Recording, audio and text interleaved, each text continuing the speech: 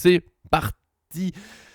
Monaco PSG, victoire parisienne 2-3 au bout d'un match bien spécial qu'on va essayer de débriefer. Il y aura comme d'habitude un retour collectif avec est-ce que c'était bon, pas bon, on essaie de faire un peu le tour de ce match vraiment bizarre. Autant il y a des matchs PSG Marseille 5-0, c'est net tout droit, on ne sait pas trop quoi rajouter. Autant celui-là, il y a plusieurs phases différentes, vraiment bizarres. On va faire un peu le tour de tout ça. On fera les notes des joueurs parisiens aussi, en s'appuyant sur les notes faites par Arthur sur le site, puisque je le répète, le Paris Fan, c'est d'abord un site. Ensuite, il y a la chaîne YouTube, Twitch. On essaie de faire monter ce projet aussi, mais on est d'abord un site internet, et donc on fait les notes après chaque match. Cette fois, c'était Arthur. Je ne les ai pas vus. Enfin, tout juste le temps de préparer les images. Donc, j'ai vu 2-3 trucs, mais j'essaie de les découvrir avec vous, de les commenter avec vous. Et on essaie de faire une moyenne assez juste, faire les notes étant bien sûr très difficile. Et je remercie encore Arthur pour cet exercice. Monaco PSG, donc, victoire 2-3 en Ligue des Champions, sachant qu'on les retrouve mercredi prochain, le 25 février, au Parc des Princes, en retour de Ligue des Champions. Et puis le 8 mars, quasiment juste après, ça doit être la 25e journée de Ligue 1. Si je dis pas de bêtises, ça sera encore au Parc des Princes. Je serai à l'un des deux matchs. C'est difficilement pour le 8, malheureusement. 2-3, bonjour Ramsès Kenobi, merci pour cette vidéo à mon entrée au taf. Mais écoute, avec grand plaisir. Après, attention, sur le taf, va falloir se concentrer. Attention, hein. On va pas te créer des problèmes. Très étrange à jouer à Monaco, clairement. Capable du pire comme du meilleur, un peu comme nous, c'est parti dans tous les sens, c'était un peu n'importe quoi. Pour lancer le débrief, comme toujours, les réponses à la question posée. Je dis bien les réponses, cette fois on en a 2, donc avec grand plaisir, bien sûr, faites-vous plaisir. On demande à chaque fois qu'après les matchs, que retenez-vous du match, vous permettre de participer un peu à la vidéo si vous ne pouvez pas être là. Et donc Space Panda qui nous dit un match étrange avec tout ce que le PSG sait faire, du tout pourri au très bon. Après 20 minutes, je pensais déjà au match retour de folie qu'il faudrait faire pour remonter 3 buts de retard. Finalement, on est déçu de n'avoir qu'un but d'avance. Lee a encore été très bon. Peut-être qu'avec Dembélé blessé, il aura plus sa chance. C'est assez juste. Supra, lui, quel début de match étrange, domination totale. Tu te retrouves à 0-2, plus un penalty loupé de Vitinha. Ça sent la catastrophe. On peut ajouter que Dembélé sort sur blessure. Il y a toujours 0-2. Et finalement, l'équipe a repris le dessus. On s'impose dans le match aller à Monaco. Le stade c'était un petit Parc des Princes. C'est vrai, match vraiment étrange. Hommage fait par le coach est magnifique. Il a tellement raison de supporters incroyables. Dembélé a blessé à nouveau. Il va falloir qu'il récupère rapidement. Très bon résumé, tous les deux. On pourrait presque arrêter la vidéo ici, mais ça serait peut-être un peu triste. Pardon pour la compo du match. J'étais pas si loin de la compo. J'avais tenté un Lee devant. Finalement, c'était Guevara. Bon, j'aurais préféré que ce soit Lee. Je trouve vraiment Lee très très bon en ce moment. J'espère peut-être qu'il manque encore un peu. S'il a été blessé un mois et quelques. Je pense qu'à un moment, il faut qu'il soit titulaire. Je pense qu'il sera titulaire contre Metz d'ailleurs ce samedi, mais on évoquera ça vendredi matin tranquillement. Pour l'instant, ce match, comme j'ai dit, des commentaires vraiment très justes. Je pourrais presque m'arrêter là. On passe avec les stats ou score. Par temps en temps, la pub va s'afficher en bas. Je vais tenter de vite l'enlever. C'est ainsi. Match vraiment étrange. Space Panda l'a dit, au bout de 20 minutes on se dit faut limiter la casse, faut arrêter cette surefficacité monégasque et avoir un retour abordable. Et finalement on gagne, c'est bien, et tout en se disant est-ce qu'on aurait dû gagner plus, clairement. Sans faire le détail pour l'instant, les stats, 7 tirs à 30 pour faire 2-3, c'est pas super convaincant. 19% de possession monégasque, 80% de possession. Alors il y a une mi-temps à 11 contre 10, bien sûr que ça comptera dans notre avis sur le match, pardon d'avoir tapé mon bureau, mais 80% de possession, encore une fois, 2-3, c'est peut-être dommage, passe réussie, 92%, c'est correct. Les dribbles réussis, les duels aériens sont pour Paris, les tacles sont pour Monaco, évidemment. Gonzalo Ramos a réussi toutes ses passes d'après Ouskord, c'est important. 20 passes clés. Les passes clés sont un peu les passes qui créent une occasion, une situation dangereuse. 20 passes clés, 3 buts, ça reste assez peu.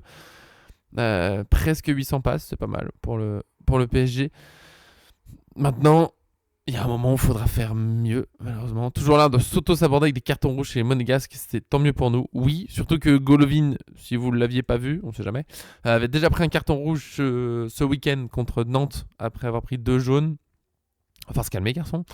Même si celui-là d'un côté je comprends, il veut passer devant, protéger le ballon, mais il faut faire attention aux autres. Et le rouge il est évident quand tu le vois. Je pense que l'arbitre met un jaune, peut-être que s'il n'y a pas la VAR il met rouge direct. Là il s'est dit bon, on va mettre jaune déjà et on verra après. Mais c'est rouge, évident. Son pied va même pas vers la balle, c'est un geste très dangereux. Tu peux passer devant l'adversaire, il n'y a pas de souci, mais il faut être sûr de ce que tu fais. Attention aux joueurs, donc rouge, bien sûr. La bonne nouvelle, je trouve, entre guillemets, c'est que le PSG ne gagne pas ce match juste parce qu'il joue en contre 10, parce que avant le rouge, le match était déjà en faveur du PSG. 11 tirs à 6. Alors, bien sûr, la domination n'était pas aussi large, mais c'était déjà le PSG. 76% de possession de balle. À la limite, ça n'a pas énormément changé. Les passes réussies. Que moins de 90% à la pause. C'est là qu'on voit que le PSG a un souci. Normalement, c'est toujours plus de 90. Quand le PSG est en dessous des 90%, c'est que c'est pas un très bon match. C'était pas extraordinaire quand même. Et je vais même, pour voir, je trouve que ça serait intéressant pour parler du match. On va y aller petit à petit. On va parler déjà à 2-0. À 2-0, c'est sévère. Parce qu'il y a 2 tirs de chaque côté. Bon. 82% de possession de balle pour Paris sur le début du match. La précision dépasse 90%. C'est pas mal. Mais tu te fais punir. Et le premier but, il est.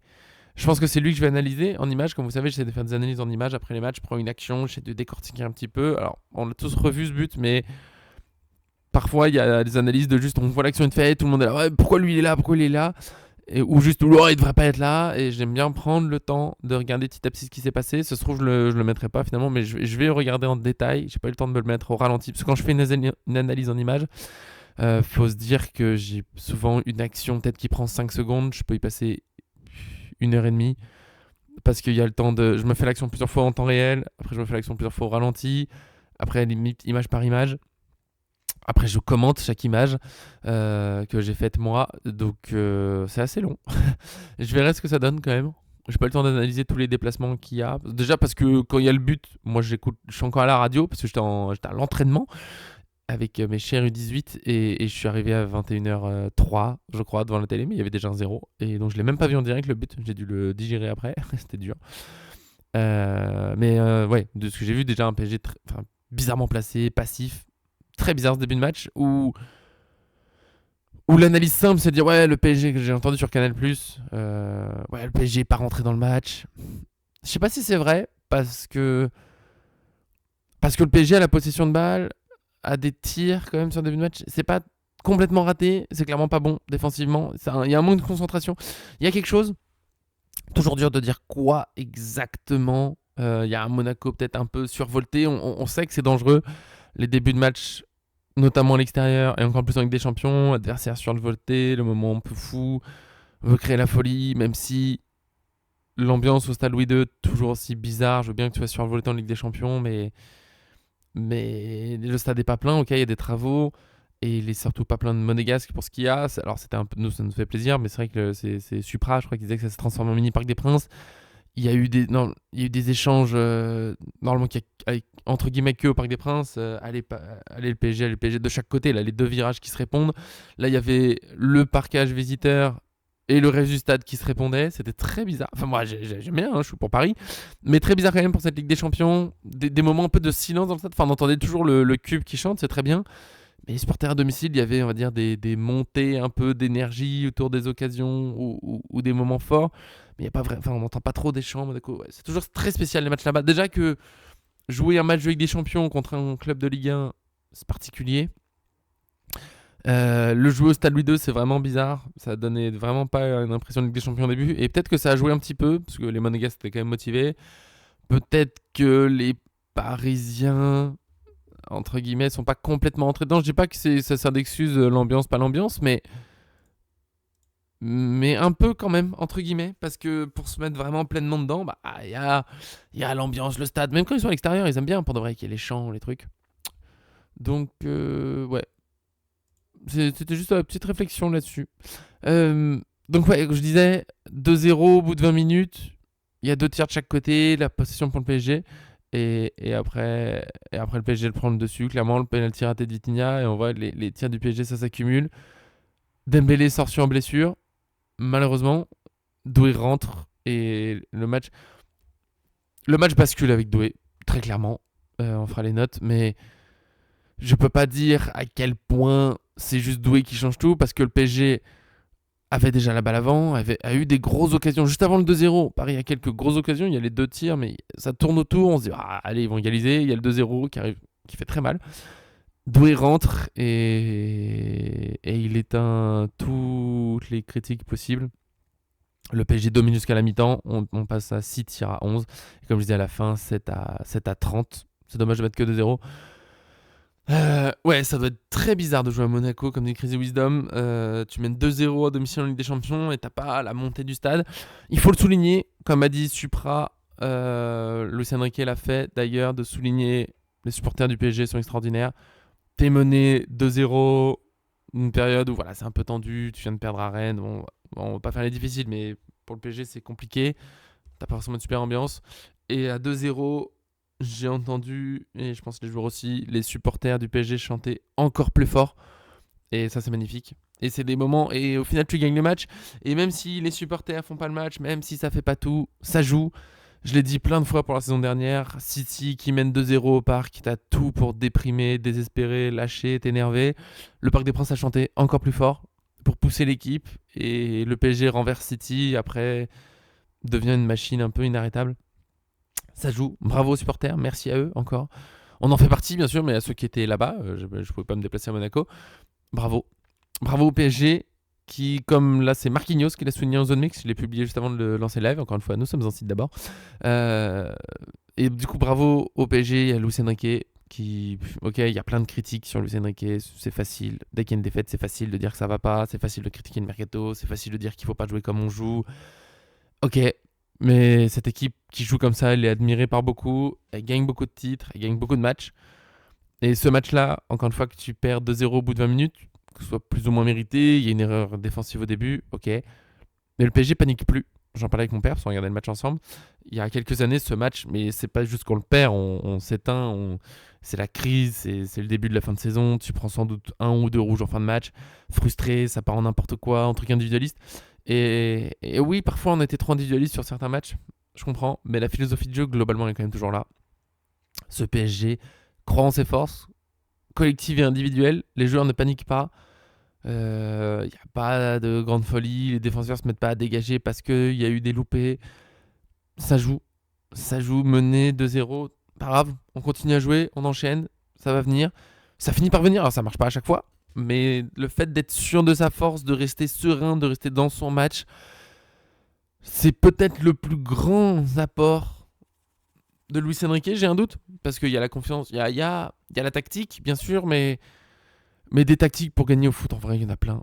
Je pense que c'est l'un des trucs que j'ai le mieux compris récemment dans ma vie de footeux, coach, où je suis coach, ou de supporter. C'est que, oui, il y a des façons, des philosophies de jeu que je préfère, mais il y a plein de façons de gagner. Tout a gagné une Ligue des Champions, très défensif, contre-attaque, pressing fort, tout a déjà gagné.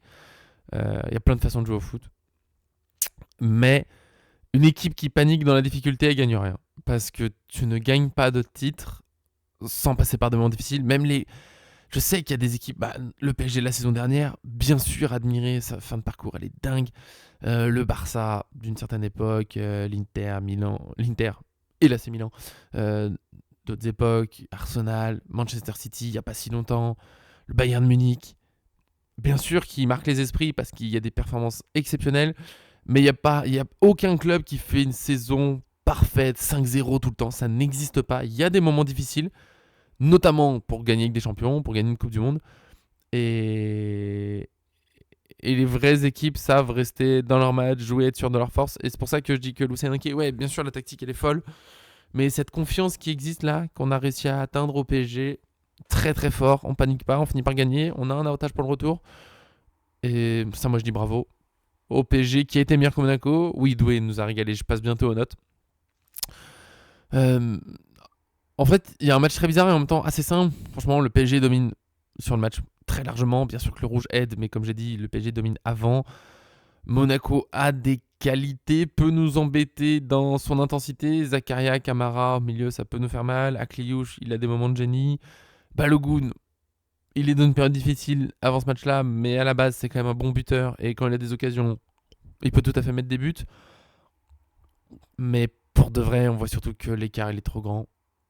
Je vois pas le PSG pour qu'il soit éliminé, il faut vraiment qu'il fasse n'importe quoi au retour. Attention, parce que du coup, on a vu sur le début de match que ça peut aller très vite le foot et que si t'es pas bien concentré en défense, tu peux prendre des buts. Donc bien sûr, il faudra faire un grand match, mais si le PSG joue à fond au retour, je vois aucun monde où ils peuvent être éliminés. Il y a vraiment un écart énorme au final. Encore une fois, avant la mi-temps, le PSG a déjà repris le dessus. Et si on enlève le début de match cette fois, et qu'on verra que jusqu'à la mi-temps, on prend que les 20 dernières minutes de la mi-temps, 4 tirs à 8, c'est déjà pas mal, 71% de possession. Ouais, le PSG est au-dessus, sans être excellent encore. Pour moi, le PSG est juste beaucoup plus fort, c'est comme ça. Et tant mieux. Après, bien sûr, il y a encore des choses à corriger. Tu peux être plus efficace. Il faut être plus efficace. 30 tirs pour 3 buts. C'est pas fou. Un seul penalty sur les 5 derniers qui rentrent en Ligue des Champions, c'est pas assez. Après, attention, petit coup de gueule. J'ai entendu des trucs sur Canal encore. Sur Canal+, sinon, on note les réactions pour le site. Donc, on écoute le débrief au passage pendant que je publie mes autres trucs, joueur du match, machin. Et je crois que c'est Bertrand Latour qui... Ouais, je veux même pas parler de lui. Mais qui disait oui, normalement c'est Dembélé le tireur de penalty, donc on dit pas de sanction, mais on voit bien qu'il y a une sanction parce qu'il tire pas le penalty, c'est Vitinha. Mais c'est quoi j'ai pas de mots pas vulgaires, c'est bêtise, on va dire c'est bêtise. Et personne ne le corrige. Comment est-ce qu'on peut être au micro du média le plus écouté? Il y a RMC Sport, du coup, pour la Ligue des Champions, mais Canal+, bien sûr, qui est suivi parce que c'est eux les diffuseurs. Et dire des trucs comme ça, au pif, n'importe quoi. Je suis vraiment pas sûr que Dembélé ait tiré plus de pénalty que Vitinha depuis que son PSG. Ça a beaucoup alterné. Vitinha en a beaucoup tiré. Ça rentre pas. Comment on peut dire ça n'importe comment? Dembélé n'est pas sanctionné pour pas tirer de penalty. C'est juste que Vitinha est aussi un tireur de penalty et que là c'était Vitinha. Point. Ça m'agace. On s'en sort bien sur la main de Marquinhos. Oui. Pour moi c'est toujours pareil. C'est un problème de cohérence ou pas. Le problème, et sur la légère faute, non là je trouve que vraiment la faute elle est très légère. Le problème de la faute de Doué sur Vanderson, c'est que Vanderson se laisse complètement tomber, quoi. Il sait même pas de tenir debout, et je comprends qu'on siffle pas faute là-dessus. Le bras il est pas dans le visage, il est un peu sur le corps, il y a un truc, mais il essaie pas de tenir debout. Et si à chaque fois qu'un joueur est en contact avec un autre, il tombe, il crie, on siffle faute, le foot va devenir insupportable. Pour la main de Marquinhos, c'est toujours pareil, je comprends quand je vois la main, je me dis bon bah ça va siffler penalty. Il siffle pas, je comprends. Moi, je préfère qu'on siffle pas penalty sur ces trucs-là parce que c'est un joueur qui saute, ça tape son bras. Il y a d'autres joueurs qui essayent de jouer la balle avant lui. Pour de vrai, il fait pas spécialement exprès de mettre la main. On peut pas demander aux joueurs de sauter avec les mains dans le dos. On peut pas demander des sauts en pingouin. Ouais, la main est pas collée au corps, mais tu peux pas sauter main collée au corps comme ça pour faire des mains. Ça n'existe pas.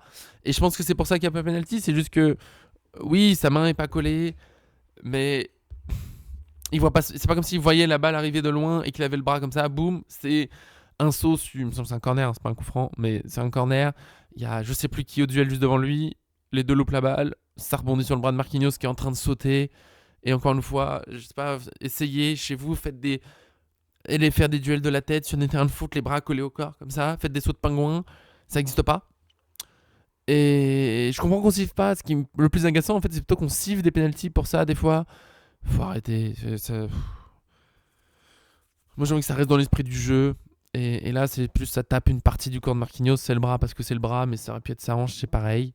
Donc, je suis content qu'on siffle pas ça. Après, je comprends que Monaco soit déçu. J'ai vu Zakaria parler de. Je crois que c'est Zakaria. C'est bien Zakaria en après-match. De décision litigieuse. Bon. Je comprends qu'on puisse hésiter. Mais c'est la vie. Mais ouais, je trouve l'arbitrage n'a pas été trop mal. Ça va. J'ai pas grand chose. J'ai besoin de boire. Je bois et on passe aux notes. Promis. Mais j'ai besoin de boire absolument. Oh, le thé chaud. Le thé, c'est la vie. On passe aux notes du match faites donc par Arthur. On va les commenter gentiment ensemble. Ça aurait été au Camp Nou, Bernabéu, la VAR serait intervenue. Mais bien sûr, on aurait pris carton rouge même. Les notes du match donc faites par Arthur qu'on commente ensemble. Matvei Safonov, 4, première période cauchemardesque. Le premier but, tu peux pas grand chose. J'attends de voir parce que je le trouve bizarrement placé. Le second, il aurait pu être décisif. Oui, typiquement, le deuxième but, c'est le genre de but où c'est pas une honte de le prendre. Ça arrive plein de fois, mais le tir est pas fantastique. Ça aurait été bien de l'arrêter. À ce moment-là, tout le monde peut se dire, est-ce que Safonov c'est vraiment mieux que Chevalier? Franchement, je sais toujours pas. Il y a un bel arrêt en fin de match. Je crois que c'est à 10 contre 11 en plus. Où j'ai un doute. J'ai rien que Balogun fait la frappe, mais j'ai un doute. Une belle frappe croisée et Safonov va la chercher. C'était vraiment un bel arrêt. C'était Diatta, j'ai un doute. Là, il y a un bel arrêt. Donc peut-être que 4, c'est un chouïa sévère parce que si on dit que le second, il peut être décisif, il fait finalement un bel arrêt en fin de match. Il prend un but. Pour le premier, faut que j'analyse le premier but. J'ai pas vu son placement quand j'ai vu vite fait passer le centre. Bon, peut-être qu'il est trop au premier poteau aussi. Peut-être 4, 5 pour Safonov, ça va. Mais c'est clairement pas un super match. Et ça lance l'idée que oui, c'est un bon gardien. Il est pas extraordinaire non plus. Est-ce que le Chevalier peut re-avoir sa chance? Éventuellement. Ça dépend sans doute du travail et de l'entraînement. Peut-être que contre Metz, il fait tourner et Chevalier a sa chance. Et s'il fait un super match, il rejoue contre Monaco après. Je sais pas du tout. Faut peut-être pas changer de gardien tout le temps. En même temps, c'est le jeu de la concurrence. Safonov n'a pas été excellent. Ça fait 2 matchs de suite contre Rennes. Il n'est pas non plus hyper fautif sur les buts. Il n'est pas hyper décisif non plus. On peut pas prendre un but sur quasiment un tir sur 2. Clairement, c'est compliqué après de gagner avec des champions. Il y a toujours une question du gardien à se poser. Si Chevalier fait les matchs contre Rennes et Monaco, il prend ces buts-là, il se fait démonter par beaucoup. Safonov, pour l'instant, il a encore une petite protection. Je dis pas qu'il faut changer Safonov ou qu'il est pas bon, c'est juste que c'est pas spécialement un bon match. Donc, ouais, autour de 4, 5. En fait, 4 en fonction du premier but de mon analyse. Mais j'ai pas encore le temps de le faire. Donc, ouais, 4, 5, c'est pas ouf. Hakimi, 6, je trouve ça correct. Je trouve intéressant. C'est dans les bonnes choses et je trouve que c'est pas assez souligné dans ce que j'ai vu, réseaux sociaux ou médias ou machin. Hakimi, c'est un vrai bon point positif du match. Je l'ai mis dans les tops du match. Pas parce qu'il fait un top match, mais parce que c'est le meilleur match peut-être de Hakimi depuis son retour de la CAN. Il a semblé aller mieux petit à petit, monter en puissance. Il marque un but.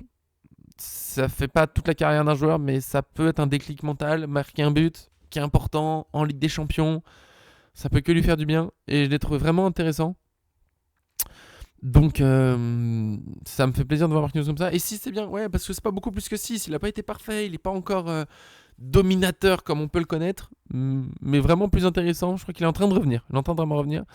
Marquinhos, 5, plusieurs erreurs en Coupe d'Europe cette saison. Alors, il y a celle contre le Bayern. Et là, encore une fois, j'ai pas revu le but, donc avoir l'erreur. Le deuxième, c'est sans doute un peu de sa faute. Il est pris de vitesse, en tout cas. Faut vraiment analyser. J'aime pas dire c'est à cause de lui avant d'avoir analysé, mais clairement, il n'a pas été au top. Pacho non plus, d'ailleurs. Petite faille dans le placement. Faut peut-être que. Ouais, Marquinhos, attention. Marquinhos et Pacho, faut se remettre dedans. C'est facile de dire que Zabarni il est trop nul ou Beraldo ou truc, mais attention à notre charnière qui doit se remettre un peu dedans. Après, c'est toute l'équipe de toute façon qui a des failles défensives et Nuno Mendes, moins bon défenseur du match. Contre Flamengo, je me souviens pas, j'avoue. Au mondial des clubs. Non, c'était la Coupe intercontinentale et j'ai aucun souvenir du match parce que, comme j'en parlais à l'époque, ça ne m'intéressait pas spécialement. Je comprends, c'est un titre et tout, mais ouais, j'avoue, oui, je me rappelle vaguement. Nuno Mendes hier, 4, je trouve ça presque généreux. Il s'est relâché. C'est lui qui perd la balle avec une passe qui n'a pas de sens, qui est ratée. Il défend mal.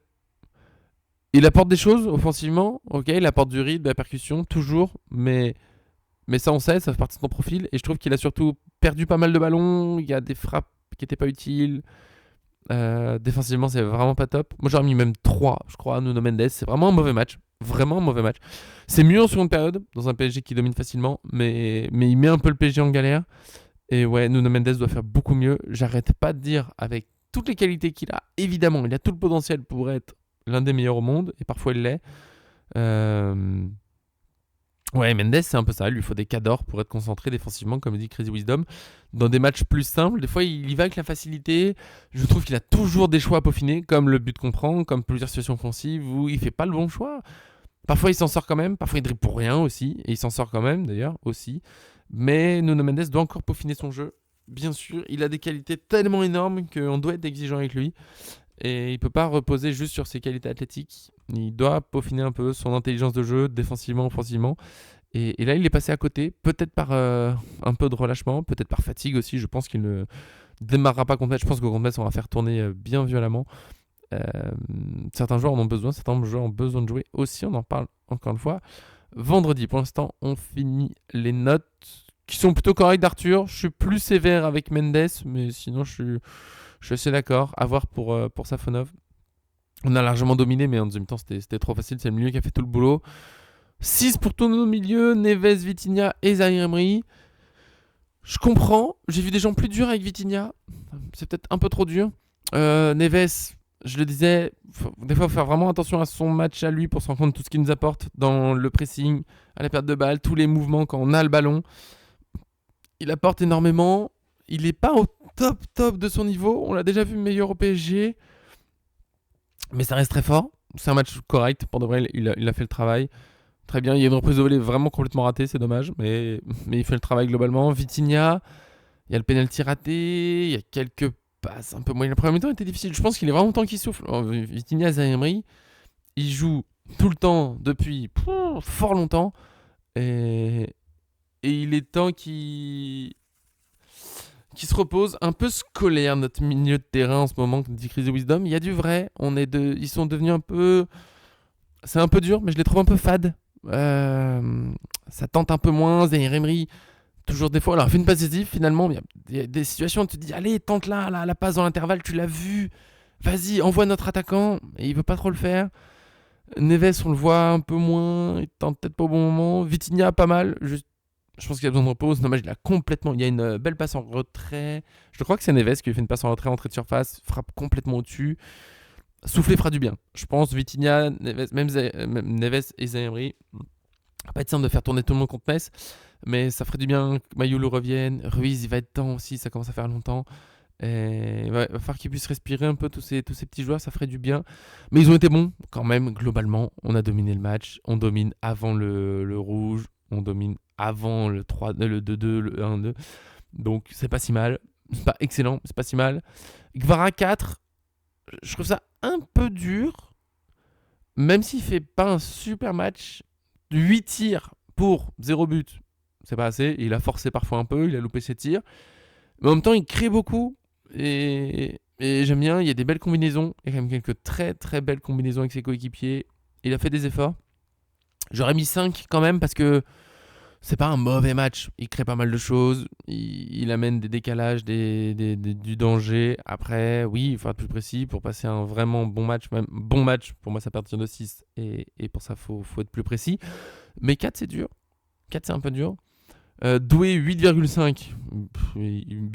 Bien sûr. Doué, énorme match. Est-ce que ça veut dire que les critiques ces derniers temps étaient trop dures ? Je ne pense pas. Parce que Doué jouait à l'envers. A joué à l'envers sur plusieurs matchs. Des tirs pour rien. Des dribbles en trop. Mais... Oui, Lyon, on en parle après. Crazy, il apporte vraiment un truc sympa. Mais là, Doué est rentré. Il a joué pour l'équipe. Même si sur son but, si on a envie d'être tatillon... Très beau but du gauche, il est pas mal placé pour tirer bien sûr et c'est pour ça qu'il marque. Il y a une belle passe à faire dans l'axe pour Neves. Et il y a un monde où si la frappe fait juste poteau ou dehors, tout le monde s'énerve parce qu'il y a Neves dans l'axe et on nous sort des compiles Twitter pendant des semaines sur regardez mais il aurait pu faire la passe. Il y avait une passe faisable, après il est dans la surface, il a du temps pour tirer, il tire, ça se défend aussi bien sûr, mais c'est juste que des fois on va un peu trop vite dans le « Oh oui il fallait faire la passe », il y a une passe qui est faisable. Il la fait pas mais il est bien placé pour tirer, il marque. Il amène le deuxième but avec une belle frappe encore qui est repoussée par le gardien qui m'y reprend. Il met le troisième, très jolie finition aussi, pleine forme. Il y a eu tout le truc autour de ces célébrations en mode j'écoute pas. Là encore une fois, j'ai pas envie de leur donner trop de valeur, mais les consultants Canal+, qui font tout un truc sur ouais, il répond à Dembélé pour dire que voilà, y a un problème entre eux. Je comprends pas pourquoi ils l'ont interprété comme ça. Ça a été corrigé par certains sur Twitter. Pour moi, il n'y a même pas besoin d'une info, d'une exclue. Pour moi, c'était pas du tout contre Dembélé. C'était contre les médias qui parlent énormément. C'était plutôt une continuité de Luis Enrique en conf qui a des questions là-dessus, qui dit juste il y a beaucoup de bruit autour du PSG, on est habitué. Et pour moi, Doué répondait plutôt à ça. C'est en mode, on vous écoute pas, je vous écoute pas, moi je fais ma saison, vous en faites pas. Pas de soucis, moi je peux jouer, vous pouvez parler, moi je joue. Et ouais, je trouve... J'ai pas compris pourquoi ce serait forcément contre Dembélé. Je pense que Doué et Dembélé, si on a des choses à se dire, ils se les disent en direct. Ils ont tout le temps à l'entraînement, tout le temps après les matchs, avant les matchs, pendant les matchs. Ils n'ont pas besoin de médias ou de célébrations pour se parler. Donc les médias devraient peut-être faire un effort, se dire qu'ils font n'importe quoi, à critiquer dans tous les sens pour rien et que les joueurs pas en ont marre, mais ça donne pas envie d'être avec eux, on va dire. Voilà, je pense que ça c'est bon. Barcola 3, c'est un peu dur peut-être, même si bon, je suis pas un immense fan de Barcola, je trouve qu'il y a beaucoup de ratés. Il a eu l'occasion du 4-2. C'est bien qu'ils emmènent le ballon avec sa vitesse, toujours cette finition où ok, le gardien fait plutôt un bon arrêt, mais Barcola lui tire un peu dessus. À un moment, il faut que Barcola franchisse ce palier. Et il y a la passe décisive pour Doué qui est bien, mais c'est surtout le tir de Doué qui est fort. Bon, la passe elle est pas mal. Barcola crée du danger. Mais à un moment, il va falloir être plus précis. Bon, là pour Gvara, je l'ai dit, il faut qu'il soit plus précis. Je trouve quand même que 3 c'est sévère. Comme je disais, Gvara 5, Barcola j'aurais peut-être mis un petit peu plus. Mais il y a l'accumulation Barcola de ces matchs où je crois qu'ils ont dit ça faisait un an qu'il n'avait pas marqué avec des champions, un truc comme ça. Il y a un moment, il va falloir franchir le palier, il va falloir être plus exigeant. Il va falloir aller chercher cette fameuse finition. Et bon, on espère. Ça serait bien. Je suis toujours pas un grand fan. Je pense toujours pas qu'il est titulaire quand notre équipe est à fond. Et pour moi, dans les titulaires possibles, il va jouer contre Metz, forcément, peut-être plutôt au milieu, parce qu'il nous manque des milieux. Lee. Lee n'a pas de note parce qu'il est remplaçant à la 69e minute, mais je trouve qu'il a fait 3 très très bonnes entrées. Il y a eu Strasbourg, il y a Marseille, Rennes, je sais pas, non. Enfin, il a été bon, mais bon, on perd. Donc quand même 4 très bonnes entrées. Et il enchaîne, il n'arrête pas de très bien rentrer. Peut-être que physiquement il n'était pas prêt pour être titulaire, peut-être que c'est la concurrence. Là pour moi il doit jouer contre Metz, peut-être qu'il doit être titulaire en retour contre Monaco. Lee est pour moi, et bon c'est l'un de mes chouchous à la base, mais je trouve vraiment, sincèrement, parfois j'ai été très dur avec lui, parce que quand il est pas bon, il est pas bon. Je trouve que c'est l'un des meilleurs en ce moment au PSG. Voilà, quand il joue, il a un impact, il met du rythme. Pardon. Il n'oublie pas de défendre, il sait sortir d'un pressing, il crée des décalages, il met des très belles passes. Il y a une passe pour. Je crois que justement, c'est l'action où Vitinha tire très au-dessus. Petite passe pour Neves dans la surface, passe en retrait, frappe au-dessus. Il sait décaler les autres, il envoie des frappasses. En ce moment, il veut pas faire enrouler. Il met une frappe sèche premier poteau. Je trouve qu'il tire très fort avec. Il a une tonicité dans sa frappe parce qu'il ne prend pas forcément un élan énorme. Il ferme son pied dernier moment là. Et la première juste à côté, la deuxième, très bel arrêt de Keun. Lee est en forme, Lee crée des occasions, il crée du danger. Je trouve qu'il a été plus intéressant que Gvara et Barcola, pour de vrai. Il vient moins vite que Barcola, donc c'est pas les mêmes occasions, mais je trouve que dans le jeu il est vraiment très fort.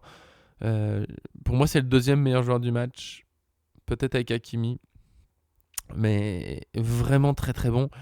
Je pense qu'il va être titulaire contre Metz, il faudra voir pour la suite, parce qu'à un moment dans le jeu de la concurrence, ouais, je trouve qu'il est meilleur que Gvara et Barcola en ce moment. Peut-être meilleur que Dembélé aussi, d'ailleurs. Dembélé, c'est un peu les hauts des bas. Dembélé, c'est la mauvaise nouvelle de la soirée. Il est blessé. Ça sera le dernier point parce que, encore une fois, sur les plateaux, Canal+, et même nous, on se pose des questions. En fait, quand Dembélé sort, on se dit ah ouais, il est incertain, pourquoi il joue? Bah ouais, mais peut-être que c'est pas lié. En fait, c'est toute la différence pour moi. Nous, on se pose la question, ouais, pourquoi? Ok, si c'est lié, c'est vraiment dommage, mais en même temps, je fais confiance au staff. S'il a joué, c'est qu'il devait être prêt. Non. Sur Canal+, pour certains journalistes sur les réseaux sociaux, l'équipe, par exemple Loïc Tanzi, tout de suite, c'est mais pourquoi il joue alors qu'il était incertain? Mais c'est n'importe quoi, il s'est blessé à cause de ça. Et il n'y a jamais de recul. On se pose pas la question, ça se trouve c'est pas lié. Ça se trouve c'est juste de la malchance. Ça se trouve il a eu une petite douleur hier, enfin avant-hier, la veille du match. Et au moment de jouer, il a rien, donc il joue. Et Luis Enrique a dit mais non, mais il a pu s'entraîner normalement le lundi. Et là, mardi, sur le début du match, il a pris un coup. Et ça se trouve, la blessure, du coup, c'est pas du tout un mauvais choix. C'est là où il faut prendre du recul. Faut pas oublier qu'il y a un entraîneur professionnel qui est en plus de très haut niveau. Luis Enrique a vraiment pas de preuve à faire dans sa place au haut niveau. Il y a d'autres professionnels autour de lui, de très haut niveau, très compétents, qui ont décidé que Dembélé pouvait jouer ce match. C'est peut-être sans doute qu'il y a une bonne raison. Je sais pas. Pour moi, ça se défend, en tout cas, de se dire qu'il y a une bonne raison pour qu'il joue. Et donc, visiblement, il prend un coup au début du match. Personne n'en parle. Personne n'a cherché à se demander, à prendre du recul. Mais pourquoi on fait ça? Non, c'est directement. Mais c'est nul, mais c'est n'importe quoi. On s'est posé la question, on en a parlé, nous, j'en ai parlé avec mon père, ouais, c'est bizarre, mais c'est peut-être pas lié. Il faut juste avoir le recul de se dire, mais peut-être que c'est pas ça. Ouais, c'est bizarre si c'est ça, mais du coup, vu que ça serait bizarre, est-ce que ce serait pas autre chose? Il a peut-être juste pris un coup en début de match, c'est ce que dit Luis Enrique, en tout cas. Et je sais pas, j'ai tendance à faire confiance à ce staff professionnel qui est auprès des joueurs plutôt que de journalistes ou consultants qui parlent en étant en dehors du groupe. Je sais pas, c'est mon avis. Je sais que certains sont déjà descendus Luis Enrique sur les réseaux sociaux, je comprends pas. Crazy Wisdom, Lee 0 titre en Ligue des Champions cette saison, Mayulu 6, cherchez l'erreur. Il y a les blessures de Lee déjà qui joue, bien sûr. Et voilà. Et après, il faut voir. T'inquiète pas, il n'y a pas de souci. Il y a eu des blessures. Je me rappelle plus du début de saison s'il y était là ou pas. C'est comme ça. En tout cas, c'est bon pour ce débrief. On a fait un bon tour. J'en appelle message général, faites attention avant de critiquer ou d'écouter des critiques. Prenez du recul, réfléchissez par vous-même. Que du plaisir. Et profitez, on a quand même... Alors, match bizarre, il y a des choses qui m'agacent dans ce que j'ai entendu, ok. Mais on a gagné 2-3, c'est pas que la Ligue, c'est un match avec des champions, on veut aller en 8ème de finale. Paris a pris de l'avance, retour le 25 février. On sera là bien sûr avant match, après match, mais avant ça, je l'ai mentionné plusieurs fois, PSG Metz ce samedi.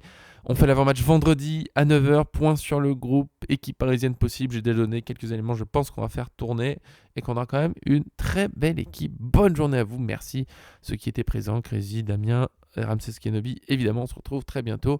Des gros bisous, salut.